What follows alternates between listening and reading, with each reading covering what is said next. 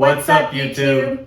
Hey guys, welcome back to the Citrus Fam. So today we have a video that we have wanted to go over for quite a while, but wanted to make sure that we were here long enough to have a good perspective. So we're gonna do a pros and cons kind of evaluation for you guys of our experience since we have moved to Florida. Yeah, so we've been here for 6 months now, and we know a lot of people are attracted to Florida. A lot of people are moving to Florida right now, just based off of the warm weather, politics, whatever it is. So we just want to help people that are looking at relocating with some information that, we've discovered so far. Yep, so we're gonna jump right into it. This video specifically is going to be the cons section. We might even break this down into a couple different videos just so we can give you guys the experiences that we have had. So this one specifically is going to be a cons video, so please stay tuned and subscribe to this channel so that you can hear the remainder of the pros video. So we'll do that one after this one as well. So to jump right in, the first thing we're going to talk about is the traffic. The traffic is horrible in the state of Florida. Traffic is really bad. I think that a lot of it is contributed to the fact that you have a lot of people coming down here to live, but also we have what's called a snowbird here, and it's pretty much people that live up north but then come down here during the winter time to live because it's warmer here during the winter. So we have snowbird season and then we have tourist season. So really, traffic doesn't get better. Yeah. During the summertime, you're dealing with tourists, and in the wintertime, it's when all the snowbirds come, and it's just really bad. There's never a relief. One of the things that influences traffic as well is the fact that Florida does not have interstates. They have a few just in the huge major cities like Orlando and Tampa, but for example, we specifically live in probably about the central part of Florida in Citrus County, and we recently took a trip to St. Augustine. Check out that video. But it was about 2.5 hour drive on the east coast of Florida, and we not one time got on an interstate. No, and there's no interstates, and Florida will get you in the fact that the tolls are everywhere, by the way, and in order for you to cut down on any time of your trip, and it's a significant time. So if when we drove to Jupiter, we could get to Jupiter in 3 hours and actually no, it's 2 hours and 45 minutes, or roughly around 3 hours, or it could take you 5 hours. So you're literally almost talking about like an hour and 45 to 2 hours distance to pay for a toll. It's crazy. So Florida really gets you in the fact that the tolls are everywhere, and if you don't want to drive an extra 2 hours, which no one's going to want to do that, to save $6. The tolls are something that is a big negative here. Also, the exits, if you do actually get on an interstate at some point, you will go probably 10 miles between exits. So there's nothing off of the exits. Like, we got off on multiple different exits at one point, just trying to find a gas station to use the bathroom, and we had to go 10 miles between to be able to even find an exit. And then when you do find an exit, if you're going towards a major city, just to be able to get off on the exit, it's going to be tolled. And we're not talking like a 25-cent toll. They're probably over $1. It's crazy. Florida is still growing. Florida's really behind on its city type lifestyle. Unless you're in Miami, it's just really behind. Things are still growing. There's not a lot of gas stations. There's not pretty much other than the villages, there's just not a lot in between areas. Areas are really spread out. So things are really outdated as well. When I touch base on,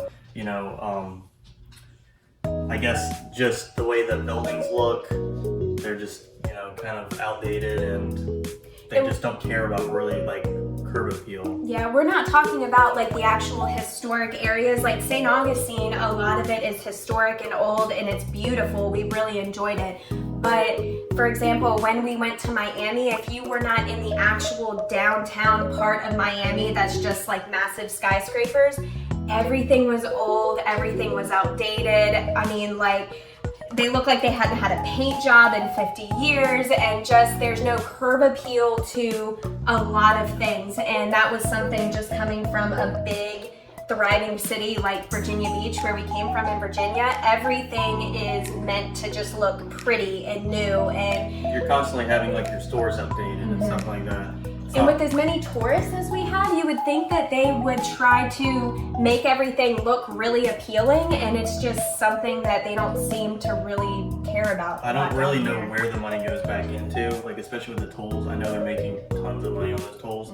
Not really sure what people do like with their money, but curb appeal is not a priority to them. A lot of outdated stuff, unless you're in really high end areas like St. Augustine, Jupiter, Florida, Port St. Lucie.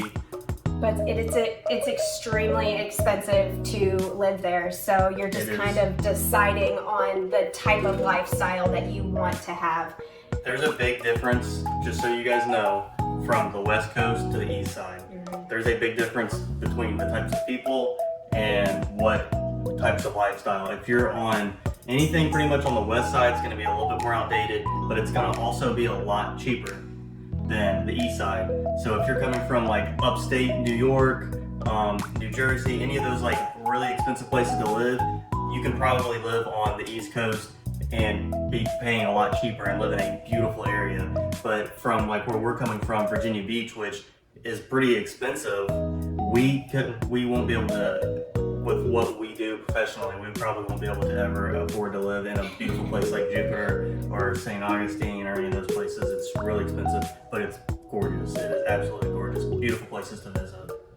So just to kind of keep going off of what we were saying about how expensive things are, even in our area living on the Gulf side of Florida, the entire state of Florida is essentially a tourist trap.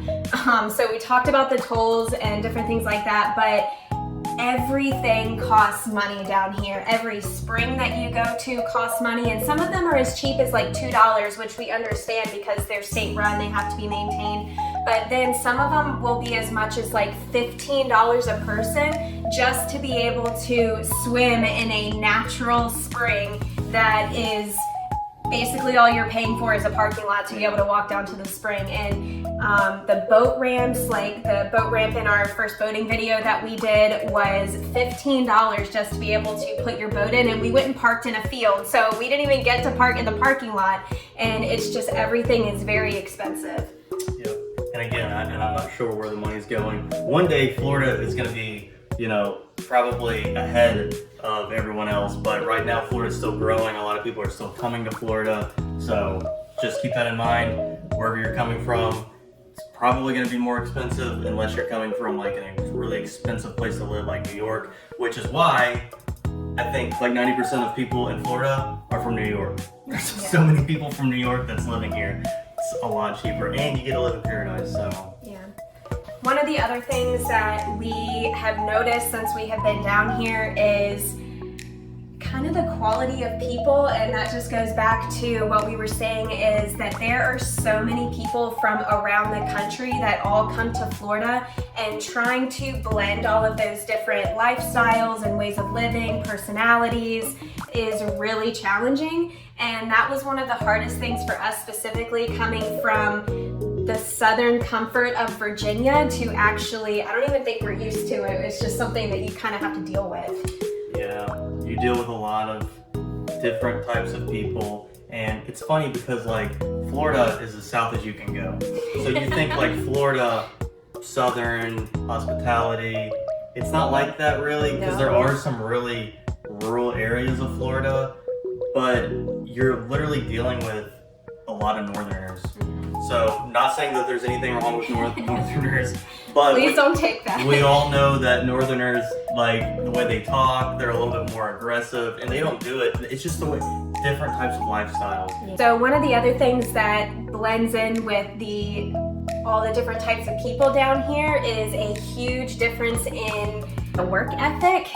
We have had a lot of problems as far as getting things done with the house, the people that we've dealt with waiting an incredibly long time for people just to show up. Or to get back to you. Yeah, That's the worst. I hate that. I hate when people, like, when you send emails or you make phone calls and leave messages and people don't respond. That drives me crazy because we're used to a lifestyle where, like, professionalism is, like, number one. So, like, if I send someone an email, like, I expect to get an email back, like, at least that day, if not a couple hours later. Yeah, people just don't care. They don't return phone calls. It's a very laid back atmosphere. Just, I don't know if it's because of the weather or what it is, but, like, people's, like, they just don't have a lot of initiative, you know? It is what it is. So to give you some specific examples, like when we got the trees removed on our property, the people that removed the trees, the company was fantastic, but they came very quickly. I think they even came the next day. But then we were supposed to get a stump grinder that came in that worked for the same company, and they were like, oh yeah, they'll be here within 2 to 3 days. We called them 4 times, and it was almost 2 weeks later before they actually showed up. And I'm pretty sure they did just so that we would stop calling them.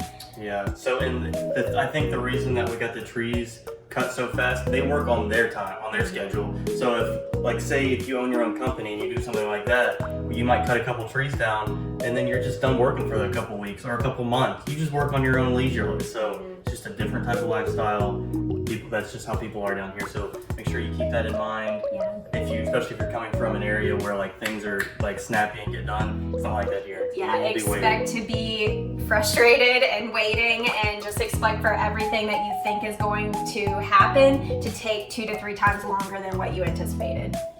Okay, so we do actually have a couple more things, just because a few things we got in more detail about, but we want to be honest with you guys and just give you I guess our perspective. Everybody's going to have their own viewpoint, but we are going to cut this into 2 videos, and we do have a couple of funny things that people might not think about still left on our list of things to talk about. But please subscribe, and we will come back with that second part of the video, and also we will follow it up with a pros side of Florida, because yes, there are just as many good things about living here, and it's just basically the type of lifestyle that you want to have whenever you move to a tropical paradise.